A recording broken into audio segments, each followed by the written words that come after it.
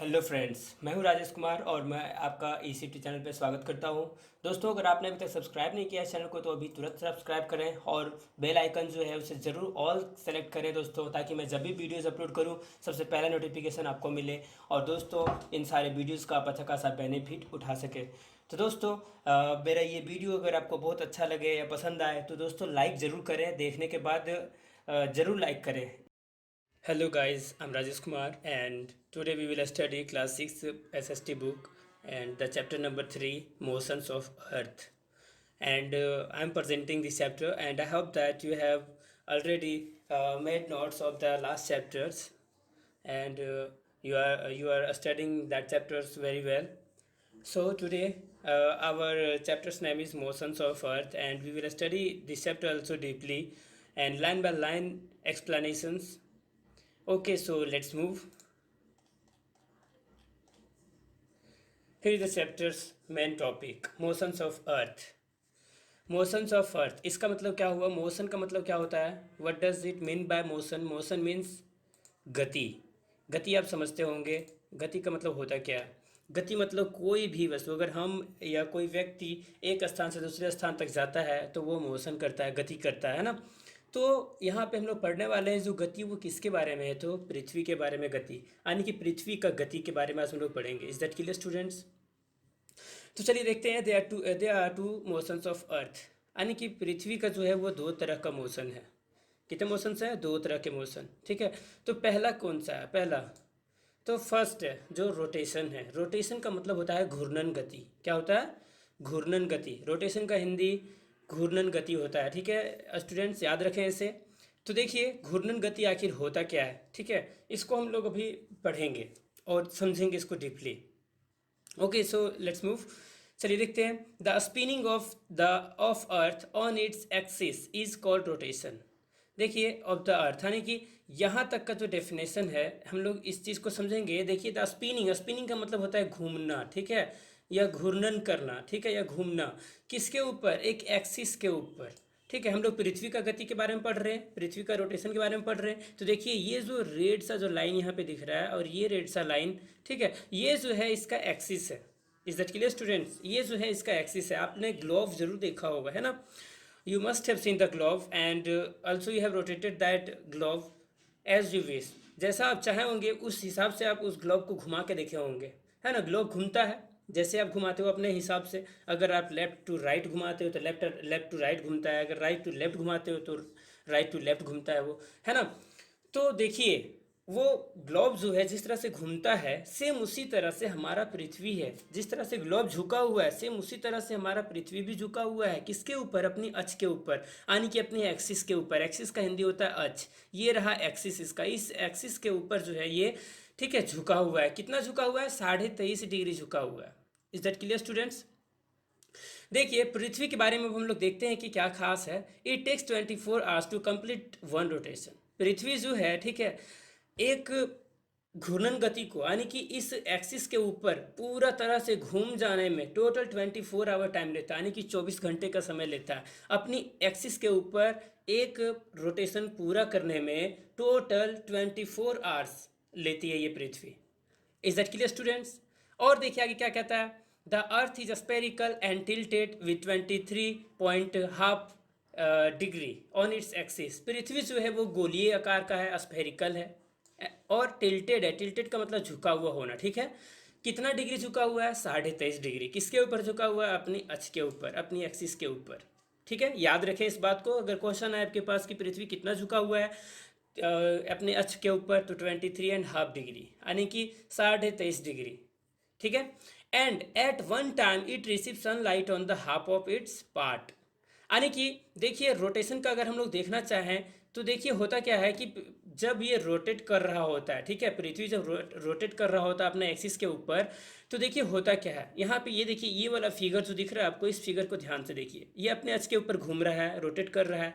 और देखिए होता क्या है कि मान लीजिए सूर्य इधर है, यहाँ पर देखिए सन रेज, यहाँ से सन रेज आ रहा है ना। तो देखिए पृथ्वी का मात्र एक ही हिस्सा, ये देखिए, यानी कि जिसको हेमिस्फीयर कहते हैं, आधा, हाफ हेमिस्फीयर, यानी कि आधा ही, आधा जो गोलार्ध होता है, आधा जो इसका पृथ्वी का हिस्सा है, एक हिस्सा पर सूर्य का रोशनी पड़ता है, दूसरा हिस्सा जो है वो अंधेरा में ही रह जाता है। वही देखिए यहाँ पे कहता है, एंड देखिए at one time it receive sunlight on half of its part, यानी कि पृथ्वी का आधा हिस्सा पर सूर्य का रोशनी पड़ता है, and the one half part remains dark, और इसका आधा जो पार्ट बचता है पृथ्वी का वो जो है काला ही रह जाता है, काला रह जाता है। इसका मतलब क्या हुआ कि सूर्य का रोशनी वहां पर नहीं पड़ता, अंधेरा रह जाता है वहां पे, है ना। तो day and night occur on the earth due to earth rotation on its axis. तो इसलिए हम लोग जो है एकदम आराम से कह सकते हैं, ठीक है, कि पृथ्वी पृथ्वी पर जो दिन और रात होता है ना दोस्तों, है ना डियर स्टूडेंट्स, आप ध्यान से जानते हैं इस चीज़ को, आप लोग बहुत ही अच्छे तरीके से जानते हैं कि डेली 12 घंटे का दिन और 12 घंटे का रात होता है ना। तो 12 घंटा का जो दिन होता है, ये 12 घंटा में देखिए यहाँ पे सूर्य का रोशनी 12 घंटा यहाँ पर पड़ता है, ठीक है। और ये देखिए फिर इधर ये जो ब्लैक वाला हिस्सा है, यानी कि अंधेरा वाला हिस्सा, ये हिस्सा जो है हमारा अंधेरे में रहता है, यानी कि 12 घंटा इधर रात और 12 घंटा इधर दिन। किसके कारण होता है? तो पृथ्वी के रोटेशन के कारण, क्योंकि पृथ्वी जब घूमती है, यहाँ पे देखिए इस फिगर को देखिए, आपको अच्छे से समझ में आ जाएगा। ये देखिए पृथ्वी जो है, यहाँ पे सूर्य है, देखिए है ना, सन है ये, और सन के चारों तरफ 4 पृथ्वी दिख रहा है, लेकिन ये 4 नहीं है, बस एक ही पृथ्वी है, ठीक है। मान लीजिए ये पृथ्वी भी यहाँ पर है, ठीक है। आप इस पृथ्वी को देखिए ध्यान से, ये पृथ्वी का अक्ष है, यहाँ से ये देखिए झुका हुआ है जो है ना, ये जो लाइन है बीच में, ये इसका एक्सिस है, इसी एक्सिस के ऊपर वो झुका हुआ है। और जब ये रोटेट करता है, हमारा पृथ्वी रोटेट करती है, ठीक है, तो रोटेट करती है तो इसका देखिए एक हिस्सा में सूर्य का रोशनी पड़ रहा है और दूसरा हिस्सा में पड़ रहा है क्या? नहीं पड़ रहा है। फिर से जब ये घूमेगा, यानी कि ठीक है, देखिए जब शाम होता है हमारे पास, ठीक है, तो सूर्य का तो तिरछा रोशनी पड़ना शुरू हो जाता है। कई बार ऐसा होता है कि देखिए हम लोग जब ट्रेन वगैरह में सफ़र करते हैं या कोई बस वगैरह में सफ़र करते हैं, कहीं दूर जाते हैं, तो हम लोगों को ऐसा महसूस होता है कि ये सूर्य जो है, ठीक है, the sun is also travelling with us, we feel that. हम लोगों को ऐसा महसूस होता है कि सूर्य जो है वो हम लोगों के साथ साथ चल रहा है, but that is not correct. बस बिल्कुल सही नहीं है। क्यों? क्योंकि ये जो है सन सन एकदम स्टेबल है, एक जगह पर स्थिर है। Is that clear students? पूरा तरह से एक जगह पे स्टेबल है ये। Only the earth revolves around the sun and rotates on its axis. और ये सूर्य जो है, सूर्य एकदम एक जगह स्थिर है और इसके चारों तरफ पृथ्वी जो है कंटिन्यू घूमते रहती है, ठीक है। और देखिए अपनी अक्ष के ऊपर टोटल 24 घंटे के अंदर अपना एक रोटेशन को पूरा करती है। तो देखिए होता क्या है कि, ठीक है, ये 12 घंटे का जो समय होता है, 24 घंटा का आधा 12 घंटा, वो 12 घंटा सूर्य का रोशनी पृथ्वी का एक हिस्सा पर पड़ता है। जिस हिस्सा पर पड़ता है वहाँ पर दिन होता है, और जिस हिस्सा पर नहीं पड़ता है सूर्य का रोशनी, वहाँ पर रात होता है।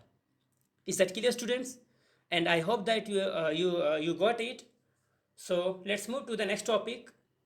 मैं उम्मीद करता हूँ कि आपको ये टॉपिक समझ में आ गया होगा, रात और दिन कैसे होता है। तो अगर ये क्वेश्चन आपके पास आए कि रात और दिन कैसे होता है, तो due to the rotation of earth, यानी कि पृथ्वी का घूर्णन गति के कारण, है ना, due to the rotation of earth, यानी कि पृथ्वी के घूर्णन गति के कारण ही हमारी पृथ्वी पर दिन और रात का टाइम आता है, ठीक है। तो चलिए आगे बढ़ते हैं। Next, the second motion is revolution. Second motion is revolution. देखिए दूसरा जो गति है पृथ्वी का वो है रिवोल्यूशन। रिवोल्यूशन का मतलब क्या होता है? रिवोल्यूशन का मतलब होता है परिक्रमण गति, पृथ्वी का परिक्रमण गति। आप जानते होंगे अच्छे तरीके से परिक्रमण होता क्या है, मैं भी आपको समझाऊंगा, आप इसे देखें ध्यान से, ठीक है। जिस तरह से रोटेशन था हमारा, रोटेशन में हम लोग एक लट्टू का भी इस्तेमाल ले सकते, एक लट्टू को भी ले सकते थे। लट्टू को जब हम लोग घुमाते हैं तो वो एक ही जगह पर कंटिन्यू एकदम घूमते रहता है ना, कंटिन्यू बहुत ही तेज़ी से घूमते रहता है, कंटिन्यू एक ही जगह पर, तो वो था रोटेशन। इसी तरह से रिवोल्यूशन है। रिवोल्यूशन में होता क्या है, इस चीज़ को हम लोग एकदम डीपली समझेंगे। रिवोल्यूशन का हिंदी ही होता है परिक्रमण गति, यानी कि परिक्रमा करना। क्या करना? परिक्रमा। जैसे भी आप लोग बहुत सारे यज्ञ वगैरह देखे होंगे, है ना, यज्ञ में जब जाते हैं तो वहाँ पे लोग परिक्रमा कर रहे होते हैं। यहाँ पे बीच में रहता है मंदिर और इसके चारों ओर जो लोग रहते हैं वो घूम रहे होते हैं, यानी कि परिक्रमा कर रहे होते हैं। Is that clear students? Same उसी तरह से, ठीक है, सेम मैटर यहाँ पे है, ठीक है। यहाँ पे बीच में हमारा सेंटर में जो है वो कौन रहता है? सन, यानी कि सूर्य, और इसके चारों तरफ पृथ्वी जो है 24 आवर एकदम घूमते रहता है कंटिन्यू, ठीक है। तो रेगुलर एकदम घूमते रहता है। जिस दिन ये पृथ्वी घूमना बंद कर देगा ना, उस दिन हमारा पृथ्वी का जो है स्थिति पूरा तरह से डगमगा जाएगा, खराब हो जाएगा। ठीक है। तो देखिए क्या कहता है, रिवॉल्यूशन आखिर होता क्या है। The earth going round the sun is called revolution, यानी कि पृथ्वी जो सूर्य के चारों ओर घूमते रहता है, ठीक है, इसी को कहते हैं हम लोग revolution. Is that clear students? और देखिए क्या कहता है, अब बताइए एक बात, जब कोई आदमी कहीं चलता है तो उसके लिए एक रास्ता तो होता ही है, तो पृथ्वी जो है कैसे घूमती है, इसका भी एक रास्ता है।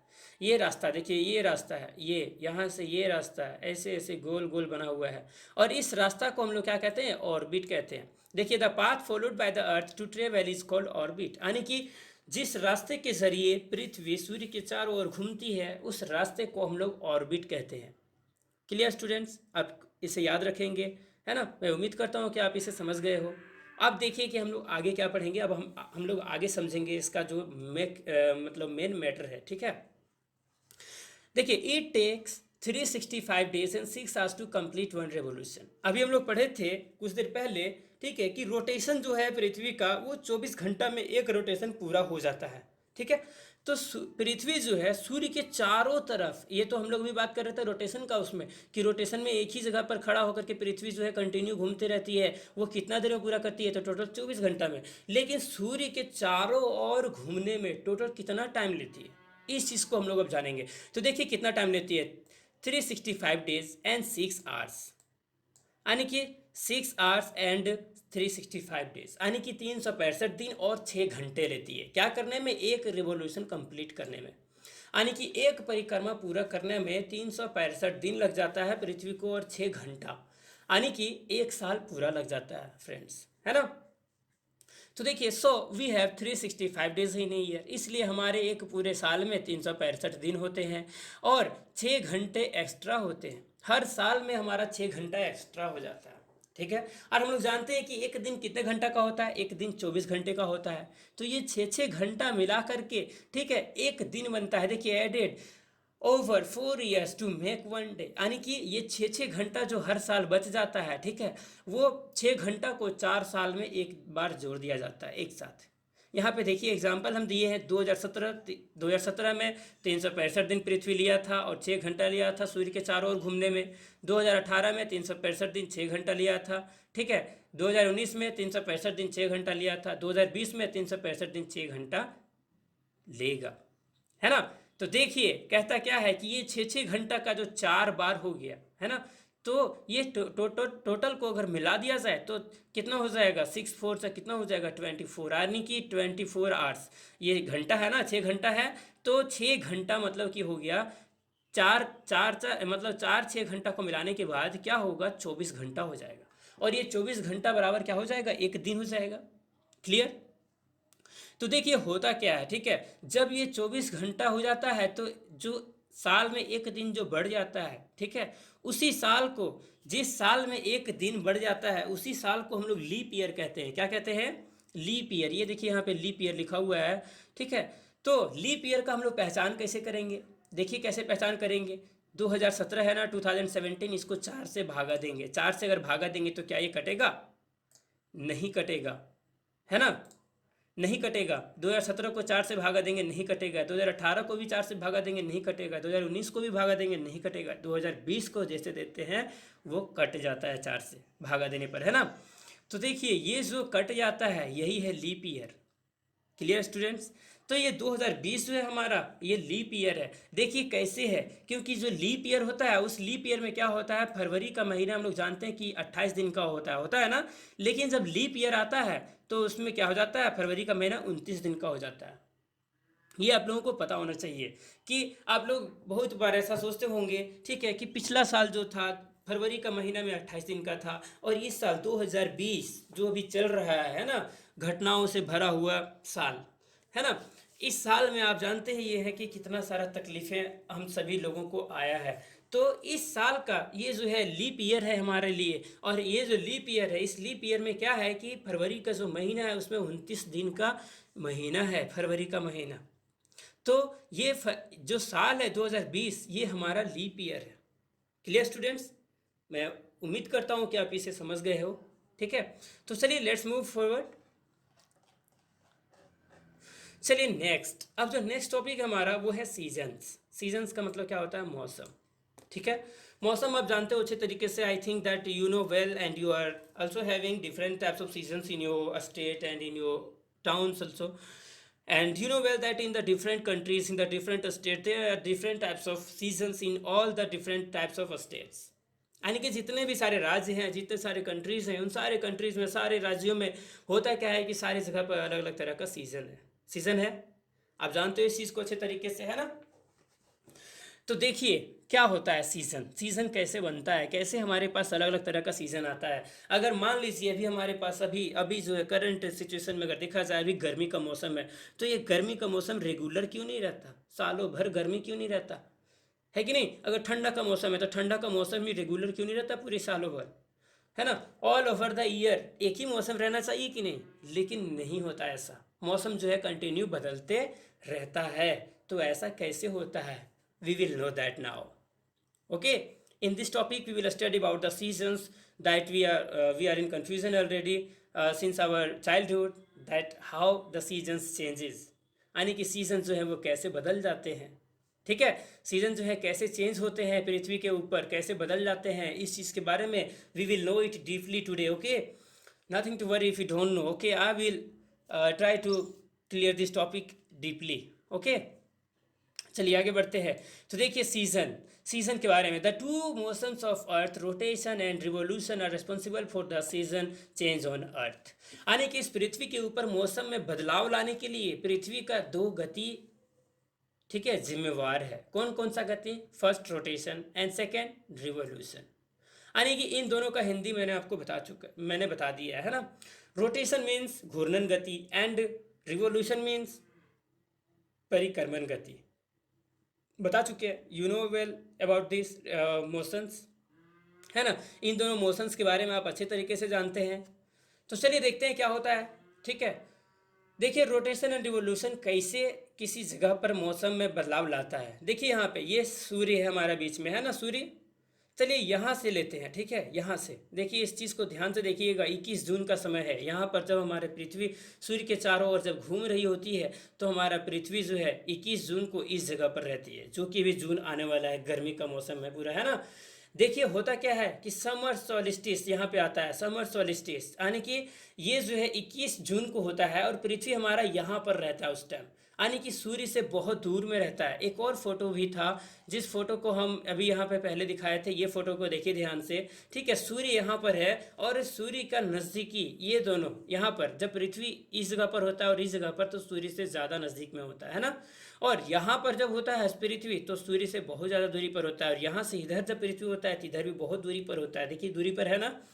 तब देखिए होता क्या है, मैटर क्या होता है। ठीक है, आप इस चीज़ को ध्यान से देखिएगा, यहाँ पे इस फिगर में आपको समझ में आ जाएगा। ठीक है, देखिए सूर्य का जस्ट सामने में जब यहाँ पर रहता है पृथ्वी हमारा 21 जून को, ठीक है, तो गर्मी का मौसम रहता है। ठीक है, क्योंकि देखिए सूर्य जो है यहाँ पे एकदम जस्ट सामने ही होता है। ठीक है, जस्ट सामने ही होता है। और देखिए यहाँ पे सूर्य का रोशनी एकदम डायरेक्ट पड़ रहा होता है इक्वेटर के ऊपर। कहाँ पड़ रहा होता है, ये देखिए इक्वेटर यहाँ पे है ना। इक्वेटर पृथ्वी का लास्ट चैप्टर में हम लोग पढ़े थे कि इक्वेटर होता क्या है। इक्वेटर ये रहा, इक्वेटर के ऊपर डायरेक्ट सूर्य का रोशनी पड़ता है, जिसके कारण क्या होता है कि ये वाला क्षेत्र में गर्मी रहता है। लेकिन जैसे जैसे पृथ्वी यहाँ से ऐसे घूमते हुए, ऐसे इसका बोले थे ना, इसका एक ऑर्बिट है, उस ऑर्बिट के ऊपर घूमती है कंटिन्यू पृथ्वी।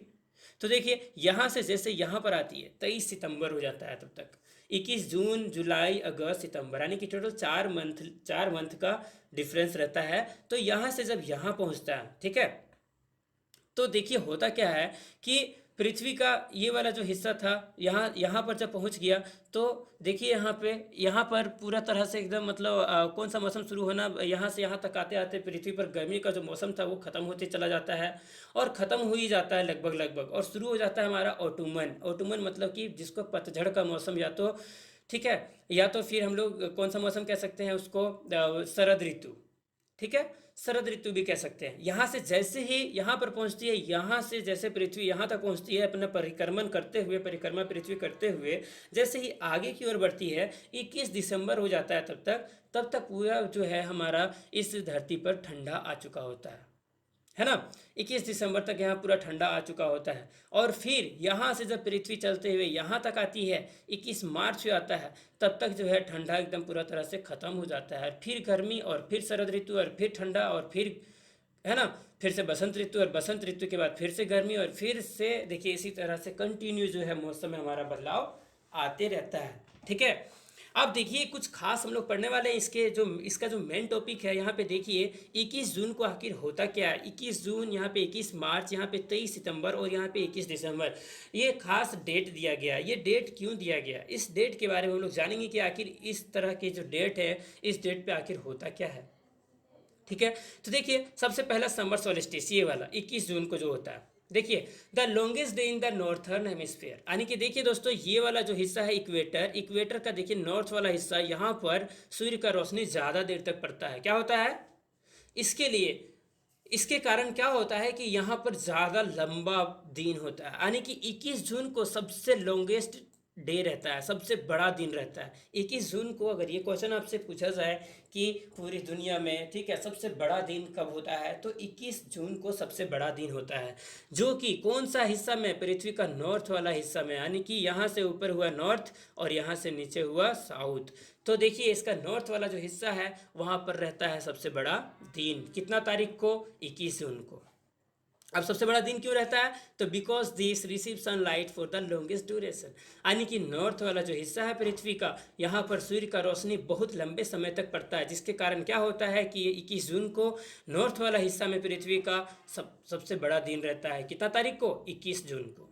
ठीक है, on this day the sun shines vertically over the Tropic of Cancer, हम बताए थे कि ट्रॉपिक ऑफ कैंसर ये वाला होता है ना, ये 23.5 डिग्री पर जो कि है ना, ये 0 डिग्री पर था इक्वेटर, इक्वेटर से 23.5 डिग्री हमारा जो था कैंसर था, tropic of cancer.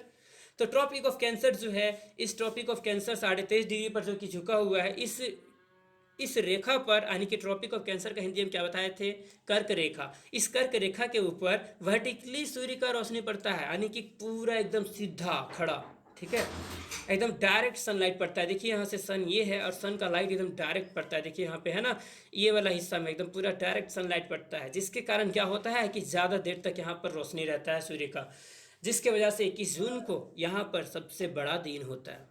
And this situation is called summer solstice, और इसी सिचुएशन को हम लोग कहते हैं समर सोलिस्टिस। समझ में आया दोस्तों, ग्रीष्म ऋतु का मतलब शुरुआत होता है यहीं से ही।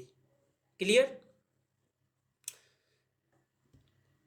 अब देखिए आगे क्या होता है, नेक्स्ट टॉपिक जो है हमारा विंटर सोलिस्टिस, है ना, विंटर सोलिस्टिस जो है, अब हम लोग इसके बारे में पढ़ेंगे। देखिए यहाँ पे क्या कहता है, the longest night in the southern hemisphere occurs on 22 दिसंबर, यानी कि देखिए क्या होता है, जिस तरह से यहाँ पे सूर्य का रोशनी यहाँ पर पूरा एकदम दिन भर पड़ा, ठीक है, तो यहाँ पे दिन बड़ा हुआ, लेकिन यहाँ पे देखिए 22 दिसंबर, यहाँ पे ही 21 दिसंबर या 22 दिसंबर, यहाँ पे 22 दिसंबर होना चाहिए, इस फोटो में मिस्टेक लिखा हुआ है, ठीक है, 22 दिसंबर होना चाहिए यहाँ पे। तो देखिए क्या कहता है कि 22 दिसंबर को, ठीक है, पृथ्वी का साउथ वाला हिस्सा में, ये वाला हिस्सा, ठीक है, ये वाला हिस्सा जो है, यहाँ पर सूर्य का रोशनी ज़्यादा देर तक नहीं मिल पाता है। कितना तारीख को, 22 दिसंबर को, जिसके कारण क्या होता है, सबसे लंबी रात होती है। यानी कि अगर सबसे बड़ा दिन का अगर बात किया जाए पूरा दुनिया में, तो कब होता है, ठीक है, 21 जून को, और सबसे लंबी रात का कब होता है, तो 22 दिसंबर को, याद रहेगा।